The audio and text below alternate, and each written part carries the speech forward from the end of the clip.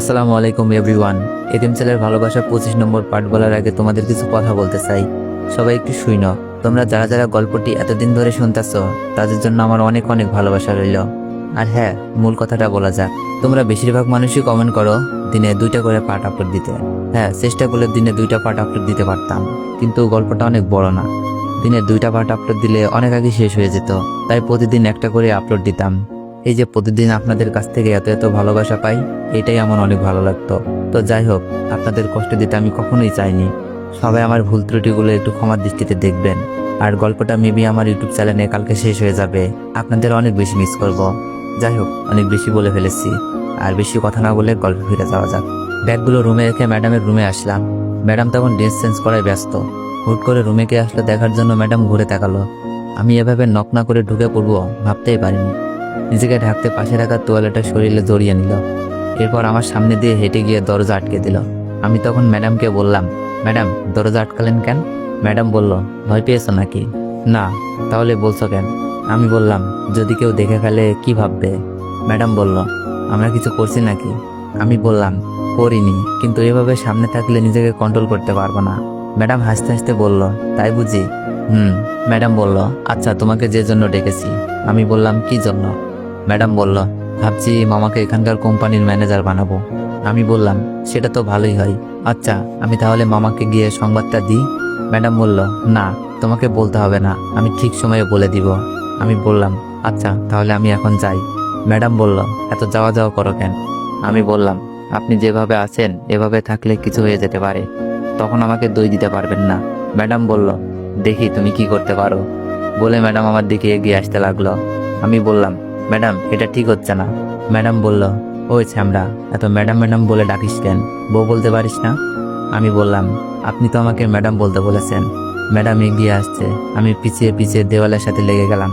Madam এসে আমার 2 কাঁধে হাত রাখলো। এরপর আমার চোখের দিকে তাকিয়ে বলল, তুই এত কিউট কেন? আমি বললাম, ম্যাডাম আপনি কি পাগল হয়ে গেলেন? ম্যাডাম বলল, পিচ্চি পোলা, তুই পাগল করে দিছিস। আমি বললাম, আমি কখন আপনাকে পাগল করলাম? ম্যাডাম বলল, এত কথা বলিস কেন, চুপ করে থাক। বলে আঁখি কাঁপা কাঁপা ঠোঁট নিয়ে আমার ঠোঁটের দিকে এগিয়ে আসতে লাগলো। একটা মেয়ে আমাকে কিস করবে ভাবতে লজ্জায় চোখ বন্ধ করে ফেললাম। এদিকে ম্যাডাম আমার ঠোঁটে কিস করা শুরু করে দিছে। শয়তান মেয়েটা আমার ঠোঁটে কামড় মেরে দিছে। ম্যাডামকে হাত দিয়ে সরিয়ে দিলাম। এরপর ড্রেসিং টেবিলের সামনে গিয়ে দেখি নিচের ঠোঁটটা কেটে গেছে। ম্যাডাম আমার ঠোঁট কাটা দেখে বলল, সরি অনিক, আমি আসলে বুঝতে পারিনি, প্লিজ কিছু মনে করো না। একে তো কিস করছে, আবার কামড় দিয়ে ঠোঁট কেটে দিছে। ভাবতেই রাগ হয়ে গেল, ইচ্ছে করছে কামড়ে ওর ঠোঁট দুটো কেটে দিই। ম্যাডাম বলল, কি হলো, কথা বলছো না কেন? এখন এখানে থাকলে আরো রাগ হবে, এর চেয়ে এখান থেকে চলে যাই ভালো। আমি দরজা খুলে বের হয়ে আসলাম। বের হয়ে দেখি রিয়া দাঁড়িয়ে আছে। আমাকে ম্যাডামের রুম থেকে বের হতে দেখে অবাক হয়ে গেল। আমি বললাম, ওই এখানে কি করিস? রিয়া বলল, তোমাকে খুঁজতে এসেছি, এসে দেখি তুমি রুমে নাই। এখন তোমাকে ম্যাডামের রুমের সামনে এসে তোমাকে পেলাম, কিন্তু ভাইয়া তোমার ঠোঁট দিয়ে রক্ত বের হচ্ছে কেন? আমি বললাম, ঠোঁট দিয়ে যা বের হয় হোক, তোর কি? এখন বল কি জন্য ডাকতে এলি? রিয়া বলল, আব্বু তোমাকে খাওয়ার জন্য ডাকছে। আমি বললাম, আচ্ছা যা তুই, আমি আসছি। রিয়া বলল, আমি গিয়ে তোমার ম্যাডামকে ডেকে আনি। আমি বললাম, যা। আমি ওখান থেকে রুমে এলাম। ফ্রেশ হয়ে খাবার টেবিলে এলাম। দেখি সীমা বসে আছে। ওকে দেখেই রাগ হয়ে গেল, ইচ্ছে হচ্ছে উঠে চলে যাই। তখন মামা হাত চেপে সীমার পাশে বসালো। একটু পর রিয়ার সাথে ম্যাডাম এলো। আমাকে দেখে ম্যাডাম চোখ মারলো। দেখছি এ মেয়ের মাথা পুরো আওলাইয়া গেছে। ম্যাডাম আমার সামনের চেয়ারে বসলো। সবাই একসাথে খেতে লাগলাম। খাচ্ছি, তখন আমার পায়ে কে যেন সুড়সুড়ি দিল। ম্যাডাম ছাড়া এমন কাজ কেউ করতে পারে না। আমি খেতে খেতে ম্যাডামের দিকে তাকালাম। ম্যাডামও আমার দিকে তাকালো। দুইজনের চোখাচোখি হয়ে গেল। আমি দৃষ্টি নামিয়ে নিলাম। আমি আবার খাওয়া শুরু করলাম। খাওয়া প্রায় শেষের দিকে তখন ডান পাতে তখন কে যেন চিমটি কাটলো। আমি ম্যাডামের দিকে তাকালাম। না, এবার ওনার চোখ দেখে মনে হলো না আমার পাতে চিমটি কাটছে। ডান পাশে তো সীমা বসে আছে, ও তো চিমটি কাটেনি। ভাবতে শরীরের প্রতিটা রক্তিকণিকার রাগ উঠে গেল। সবাই আছে, না হলে কয়েকটা থাপ্পড় লাগিয়ে দিতাম। খাওয়া শেষ করে রুমে এলাম। রুমে শুয়ে শুয়ে কিছুক্ষণ গেম খেললাম। এরপর ঘুমিয়ে পড়লাম। ঘুম থেকে উঠে গোসল করে ছাদে এলাম। অনেকদিন এই ছাদে আসা হয়নি। আমার লাগানো ফুল গাছগুলো দেখছি আর নেই। সে জায়গায় নতুন নতুন বাহারি ফুলের সমাহার। ফুলগুলো দেখে মন ভালো হয়ে গেল। ফোন বের করে কয়েকটা গোলাপ ফুলের ফটো তুললাম। আনমনে পুরাতন দিনের কথা ভাবতে লাগলাম। তখনকার আমি আর এখনকার আমি কত তফাৎ। ভাবনা ছেদ পড়লো ছাদে আর কারো পায়ের আওয়াজ শুনে। ফিরে দেখি সীমা দাঁড়িয়ে আছে। আমি বললাম, আপনি এখানে কেন? সীমা বলল, আমার আসা যাবে না নাকি? আমি বললাম, আমি যেখানে থাকবো আপনি সেখানে যাবেন না। সীমা বলল, গেলে কি করবে? আমি বললাম, থাপ্পড় খাবেন। সীমা বলল, তাহলে তো এখন আমাকে থাপ্পড় খেতে হয়। আমি বললাম, দেরি করলে সত্যি সত্যি থাপ্পড় দিব। সীমা গাল এগিয়ে দিয়ে বলল, তাহলে থাপ্পড় দাও, তাও একটু আমার সাথে কথা বলো। আমি বললাম, আমি আগেও বলেছি আপনার সাথে কোনো কথা নেই। সীমা বলল, কিন্তু আমার তো অনেক কথা আছে। আমি বললাম, আমার আপনার কথা শোনার বিন্দু মাত্র আগ্রহ নেই।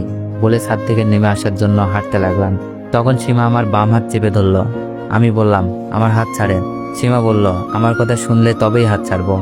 রাগ হয়ে গেল, কষে একটা থাপ্পড় লাগিয়ে দিলাম। থাপ্পড় খেয়ে তবুও আমার হাত ছাড়লো না। আরেক গালে দিলাম আরেকটা থাপ্পড়, তবুও হাত ছাড়লো না। দুইটা থাপ্পড় দিয়ে আমার অনেকটা রাগ কমে গেছে, আর থাপ্পড় দিতে ইচ্ছে করছে না। সীমা বলল, দুইটা মেরেই রাগ কমে গেল? আমি চুপ করেই রইলাম। সীমা বলল, এখন তাহলে আমার কথা শোনো। আমি বললাম, কি কথা শুনবো? সীমা বলল, যা বলবো তাই। আমি বললাম, 5 মিনিটের ভিতরে বলবেন। সীমা বলল, আগে কেন জানি তোমাকে দেখে রাগ হতো, হিংসে হতো।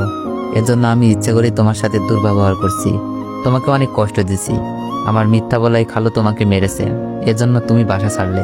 তুমি চলে যাওয়ার পর থেকে এক অজানা যন্ত্রণায় আমার হৃদয়টাকে কুড়ে কুড়ে খাচ্ছে।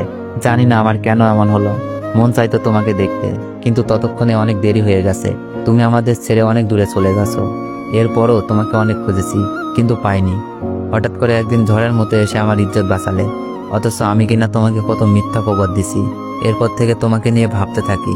ভাবতে ভাবতে কবে যে তোমাকে ভালোবেসে ফেলেছি নিজেও জানি না। প্লিজ আমাকে ফিরিয়ে দেওয়া না। তোমার বউ হয়ে যাতে আমার পাশে প্রায়শ্চিত্ত করতে পারি, সেই সুযোগটা আমাকে দাও। সীমা কথাগুলো বলতে বলতে কান্না করে ফেলছে। আমি ওর হাত থেকে আমার হাতটা ছাড়িয়ে নিলাম। জানি আমি এই প্রশ্নের উত্তর দিতে পারবো না, তাই এখান থেকে চলে যাওয়ার জন্য ঘুরে দাঁড়ালাম। সামনে তাকিয়ে দেখি সামনে রিয়া আর রাখি ম্যাডাম দাঁড়িয়ে আছে।